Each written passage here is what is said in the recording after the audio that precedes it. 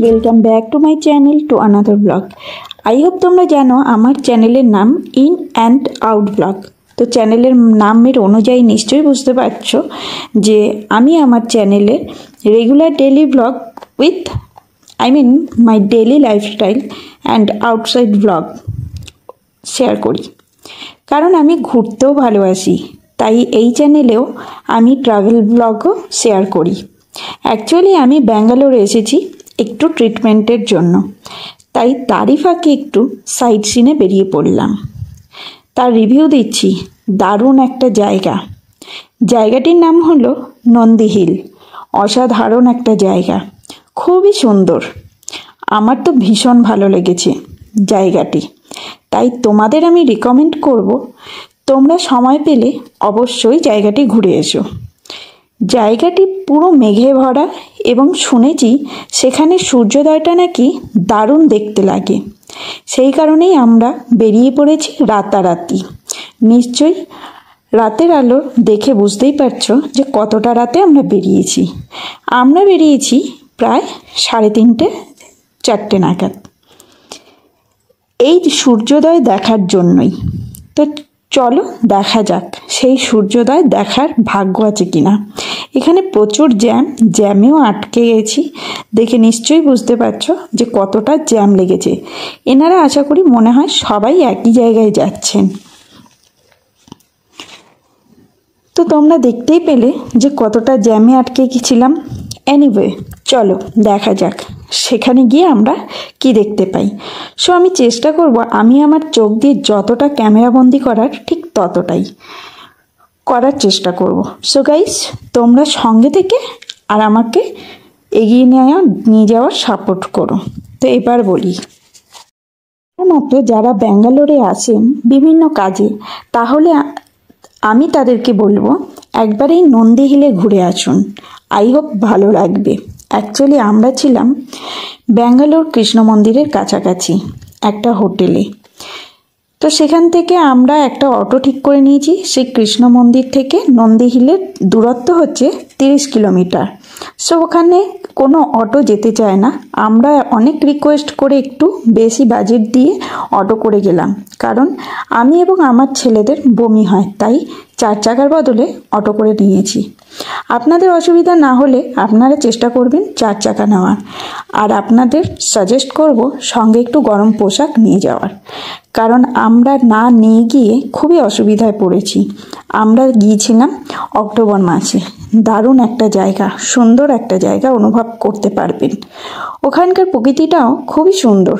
চারিদিক সবুজ ও বিভিন্ন রকম পাহাড়ি ফুল গাছ ও গাছ আছে, যেটা দেখে সুন্দর স্বচ্ছ প্রকৃতির অনুভব করা যায়।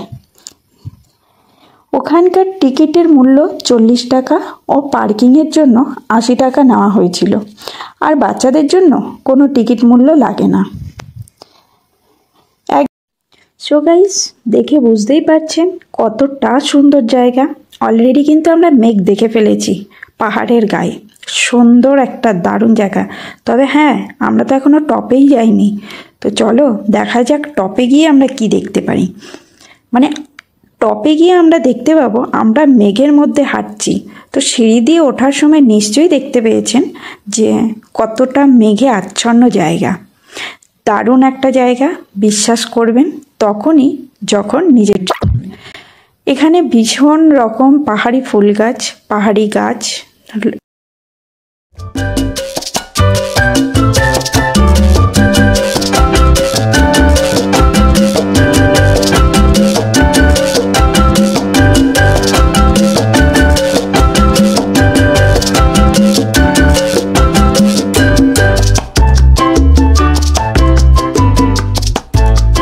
আশা করি দেখে বুঝতে পারছেন যে কতটা মেঘ।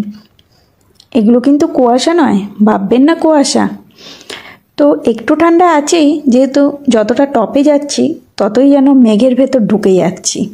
ফোঁটা ফোঁটা বৃষ্টিও পড়ছিল, বেশ দারুণ লাগছিল। আমি তো ভীষণভাবে একটা সুন্দর জায়গা অনুভব করলাম, দারুণ অনুভব করলাম।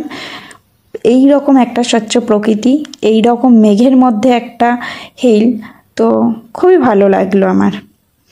দেখে বুঝতে পারছো কতটা সুন্দর জায়গা। আশা করি আপনারা গিয়ে একবার দেখে আসবেন। এর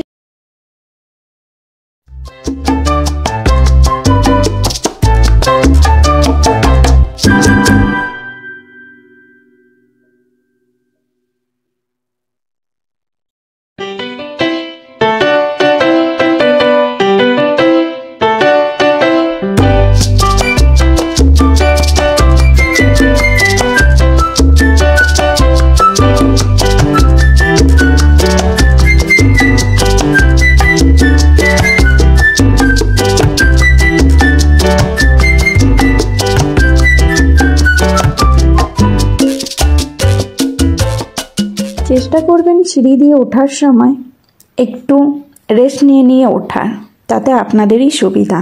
না হলে হাঁপিয়ে গেলে বেশি টপে যেতে পারবেন না। তাই চেষ্টা করবেন একটু রেস্ট নিয়ে ওঠা, যেটা আমরা করেছিলাম।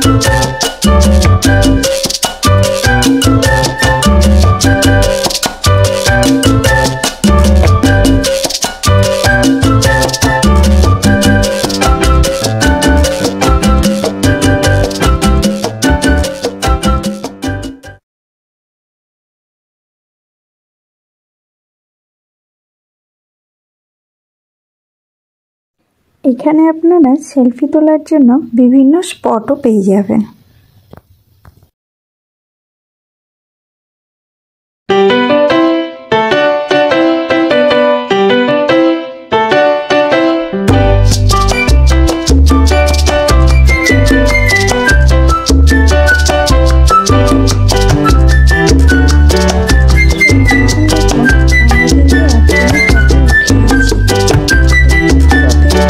দেখতে পেলাম একটা হোটেলের মতন, সেখানে দেখলাম চা, কফি এবং বিভিন্ন স্ন্যাক্স, এছাড়াও পপকর্ন বিক্রি হচ্ছিল।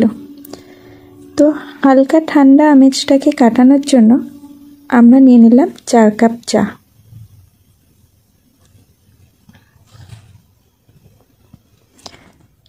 তো চা খেয়ে আরেকটু এগিয়ে দেখতে গেলাম যে সামনে কি পাওয়া যায় দেখতে। একটু সাইডগুলো ঘুরে নিয়ে আপনাদের হোটেলটাকে দেখিয়ে দিলাম, যেখানে চা, কফি, পপকর্ন, বিভিন্ন স্ন্যাক্স পাওয়া যায়। এটা কিন্তু একদম টপে গেলেই পাওয়া যাবে।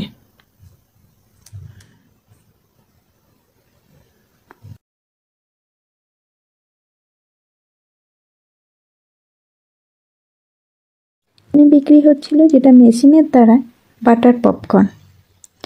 শেষ হওয়াতে আমরা যার জন্য নিতে পারিনি। এছাড়াও পেয়ে যাবেন বিভিন্ন কোল্ড ড্রিঙ্কসও। চলুন এবার দেখা যাক সামনে গিয়ে কি দেখা যায়। এখানে একটা নেটের মতন খাঁচা আছে, যেখানে উঠলে পরে একটা দারুণ মজার জিনিস দেখা যাবে। তো এখানে কিছুক্ষণ তাকিয়ে থাকলেই বুঝতে পারবেন যে সূর্য মামার খেলা, খুবই সুন্দর একটা মজার জিনিস। তো তার জন্যই ভিডিওতে আপনাদের চোখটা রাখলে তবেই বুঝতে পারবেন। মেঘের আড়াল থেকে যেন সূর্য মামা আমাদের সাথে টুকি টুকি খেলছে।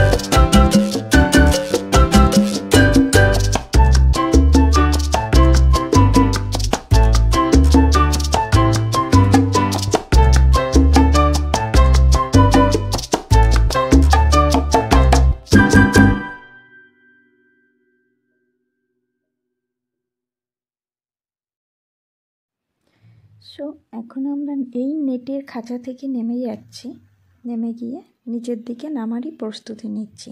তো আমাদের চুল দেখে এবং বুঝতেই পারছেন যে একটা মেঘের মধ্যেই ফোঁটা ফোঁটা বৃষ্টি, যার জন্য আমার চুলটাও ভিজে গেছে এবং অসম্ভব একটু হাওয়াও দিচ্ছিল।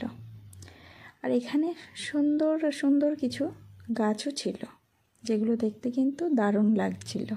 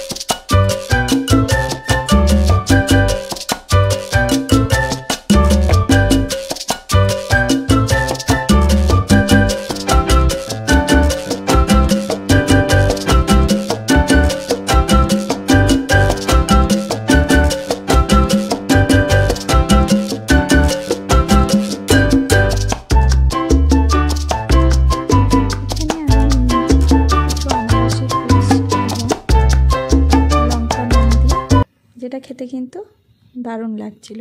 এছাড়াও পাওয়া যায় ফ্রুট স্যালাড, যার যেমন ইচ্ছা সে সেইভাবে নেয়, তবে হ্যাঁ, বাদরের থেকে সাবধানেই থাকবেন।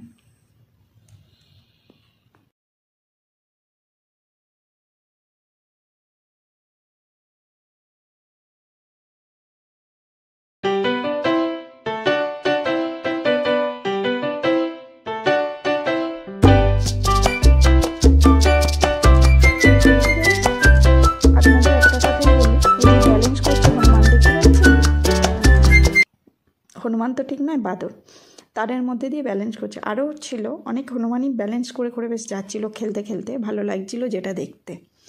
তো আমি সময় মতন ক্যামেরা অন করতে পারিনি। বাই দ্য ওয়ে, আজকের মতন আমি ব্লগটা এখানেই শেষ করছি। এই রকম ব্লগ দেখতে হলে আমার চ্যানেলটিকে সাবস্ক্রাইব করে একটা লাইক, একটা কমেন্ট করে এবং সঙ্গে শেয়ার করে ছড়িয়ে দিন, যাতে যারা যারা ব্যাঙ্গালোরে যাবেন এই সাইট সিনগুলো তারা ঘুরতে পারবেন। তো